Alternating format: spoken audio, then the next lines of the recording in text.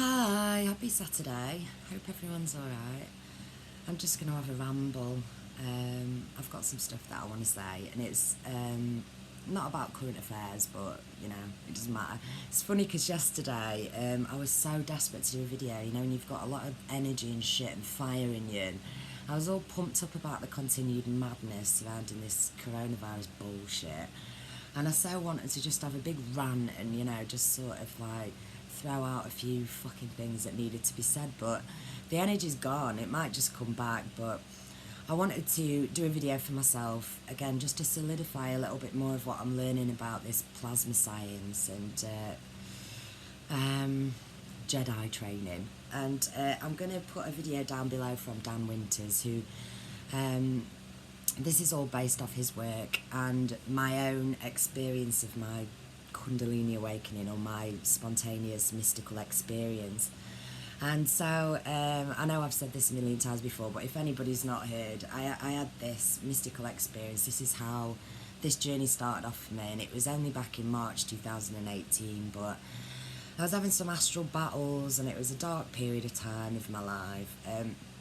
Anyway, in the middle of the night, this bright green emerald light shone into my bedroom, and everything was switched off at the time because I was a bit paranoid about electrical interference. I was hearing all sorts of, stuff, so I always switched everything off at the plugs before I went to bed, which I don't do now, so it shows me I've come a long way since that level of paranoia. But in all honesty, the electro smog around an environment is massively disrupting and part of this work as well, so maybe I should switch shit off again. But anyway, so I was having this bright green light entered the room, and then this crystal materialised out of nowhere, and I described the shape of it as like there was a game show called The Crystal Maze over here with this bald guy, and right at the end they'd go into this giant crystal and they'd try and grab some notes, some shitty game show. But it was that, and it was sort of see-through, but not as well, formed, looked like plasma. So I always found that super interesting and wanted to know more about it. And when I found Dan Winter's work, I was like, holy shit, this explains everything. And his work explains everything that's ever boggled me about my own awakening, and what raising the Kundalini is, and what steering plasma is, and what it is to be a Jedi, and and it's super interesting. So I'm just going to try and spew a bit of this shit out. I've got a load of notes, but it's just stuff that I wanted to be able to record for myself, because my notes end up screwed up in, wherever. I've got notes everywhere, and they're useless because they're not in order and I never speak it out. So basically what I'm understanding, following on from my last sort of rant about these longitudinal waves, is I guess I'll start off with like plasma, because plasma has been sort of on the brain since this awakening, wanting to know more about it, finding the connections and everything. And then, pretty soon learning that scientists say that 99.9% of the universe is plasma, living plasma. So labels, ether, atmosphere, collective consciousness, fractal field, unified field, whatever. And so plasma is the fourth state of matter: solid, liquid, gas, plasma. And he was trying to explain what it means by "May the Force be with you," and what is the Force. And so he explains that plasma is a cloud of charge, and that the charge rotates, and as it rotates it stores inertia, which creates mass, which is the force, which means that the plasma becomes projective. And I know these words don't mean anything, and it's really hard for me to translate. I've tried a few times to explain why this feels so juicy and significant to me. And it's, I was talking about like how we're like energy generators, and we're emitting these frequencies, these vibrations, these good vibes, like we literally are doing it, and you can feel when you're doing it. And I've always said, like, for me, that Ho'oponopono meditation is so tangible and visceral in how you can feel that force coming back to you with that mantra, I love you, I'm sorry, please forgive me. You know, it's very powerful for me, that how I can feel my energy coming back in. So anyway, he's explaining how sort of plasma's everywhere, plasma is everything, but plasma travels in donuts, you know, the toruses. And so a charged donut is when the plasma is travelling as the donut. And when the donuts recurse, I think it's called, when they go from the outside in, you know, they start flipping inside out, that's implosion, which he calls phase conjugation, which he explains is self-organising fractal patterns. You know, the energy is distributing effectively and evenly and perfectly. You know, he calls it perfect embeddability, or in physics they call it perfect entanglement, and perfect nesting as well. And yeah, so he talks about how different environments allow the charge of the plasma to become self-aware, and that is what we're after. And he talks about how when the plasma becomes self-aware, that's when you can lucid dream, you can take your memories through death, you can have a successful death, you know, or a successful birth. And again, he goes into all the references in both the, you know, the equations and the science and the physics, and how that is related in our human bodies as well. So, yeah, so it's this implosion, and it really sort of felt like that to me at this moment when I had this mystical experience, and also a couple of times when I've had mushrooms before. I've had this experience of interacting with light outside of myself, but feeling it in sort of an electrical manner. I'm never making sense, sorry, I'm just ranting. So, yeah, so plasma projective, yeah, and how this negentropy is what is the basis of all biological function. Self-organising, how the earth, Gaia, is self-organising. And it's also just incredible how it all matches up with, he's got these special ratios that I think it's sort of like the agreed frequency of a wavelength is called Planck length and time or something. But if you times Planck with a golden ratio, which is 0.1618, it predicts a series of frequencies, you know, that goes up on a caduceus, you know, the golden mean, the golden ratio. Yeah, and predicts these harmonies, and he relates it to the Schumann resonance as well, and he talks about the different frequencies of healing, like 50 hertz is being proven again and again and again to reduce and prevent cancer. And he explains why that is, and it's because it's a certain mark on the, you know, on the caduceus, on the points of the spiral entering the donut, the spiral on the donut, on the torus, you know, on the torus field. My mind's saying to myself now, I'm not doing myself justice, so it doesn't matter. But so, living materials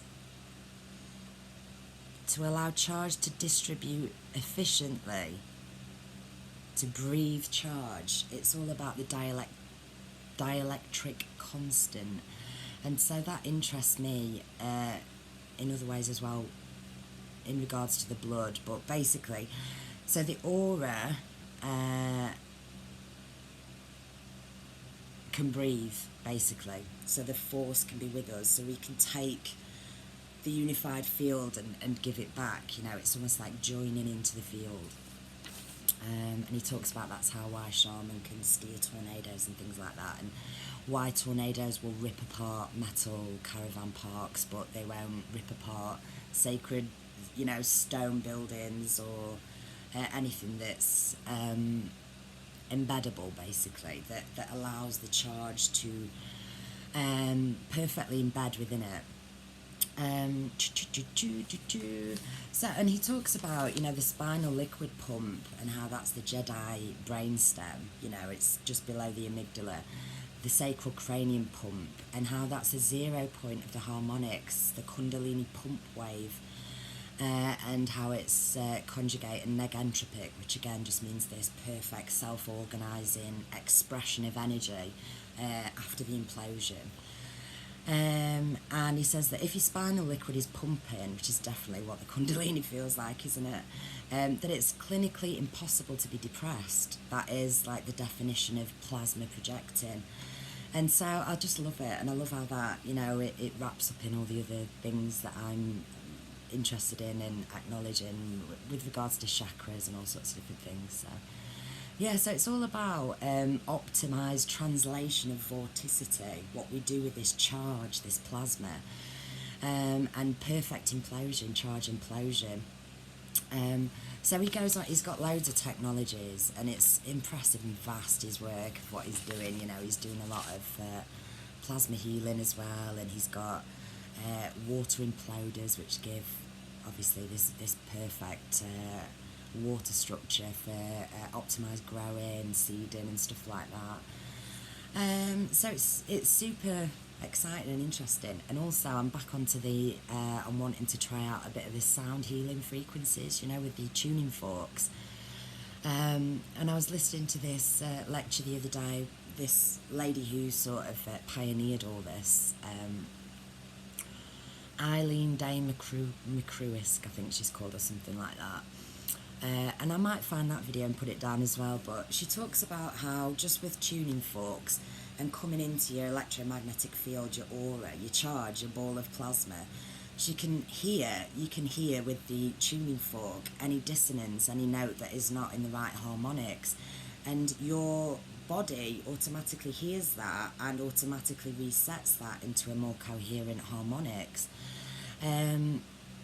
And yeah, so there's all these sort of ways that we can optimise our potential for perfect implosion and perfect embedment. And so, you know, we can do all these cool things with our consciousness, with our plasma. We can astral travel and blah, blah, blah. And it's so interesting. And yeah, so he talks again about history of ETs as well. And I have to find that, yeah.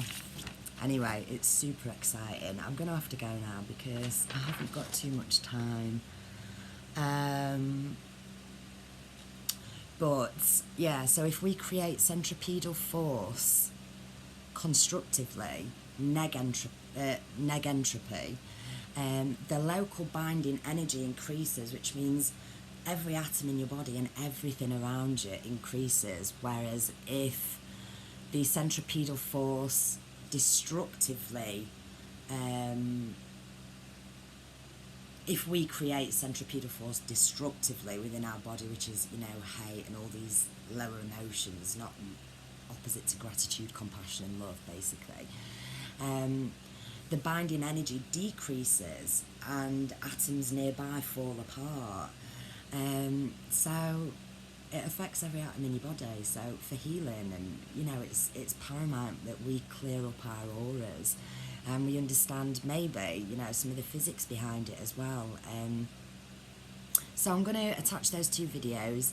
If anybody's interested, I think you'll fucking love it. I've just had such a nice time watching his video, Jedi School, and I was like, oh, this is so good. Like, I know I've not been able to explain it here, but like, some of the words, they just sort of activate you, and I understand it on a cellular level, and I can't intellectualize it and translate it, you know, into a linguistic manner. So it's difficult. So try it yourself. But yeah, my dad used to say to me when I was a kid, I'm training you to be a Jedi, and I never watched Star Wars or Star Trek or sci-fi shit. I was so turned off by that shit, actually. But now I'm just really getting it, and I'm understanding it, and yeah, and I'm super excited to carry on training myself a little bit more, you know, this steering the plasma, yeah. So Anyway, have a lovely day. I hope I get to do a ranty video soon because I've got a lot of stuff I want to say about the bullshit that's going on. Oh my god. But anyway, if you can't laugh, you'll die. And yeah, that's what I heard the other day as well, you know. So the charge, the plasma, the world, everything is electromagnetic. It's charge. And when we lose charge, that is the definition of pain. When charge is lost, you know, if our auras are not thick and bountiful and longitudinal, we lose charge, and that is the definition of pain and suffering. And he relates that to hurricanes and other sorts of physics as well. But yeah, and you know, I've heard this before as well, but it was just coming to the forefront the other day that live, and the opposite of live is evil, and evil is just, you know, charge extraction, depletion, losing your charge. And I feel that what happens on Earth and what we do to each other with our consciousness and our electromagnetic fields without even knowing it, so unconsciously most of the time, and any sort of wizardry is conscious awareness of this manipulation of plasma and energy, is that we just suck off each other. So if you're not living and giving, you're taking an evil, you know, the opposite of live. And it's all a charge thing. And so, yeah, super interesting. And I'm going to continue the thoughts, how that relates to the blood. And he talks about how it relates to the blood as well. So, yeah, juicy shit. And I'm going to get my specs on and have a swat up. So, happy Saturday. I hope everybody's managing to stay sane in these crazy times. And, yeah, just laugh about it if you can. Have a good day. Ta-ta.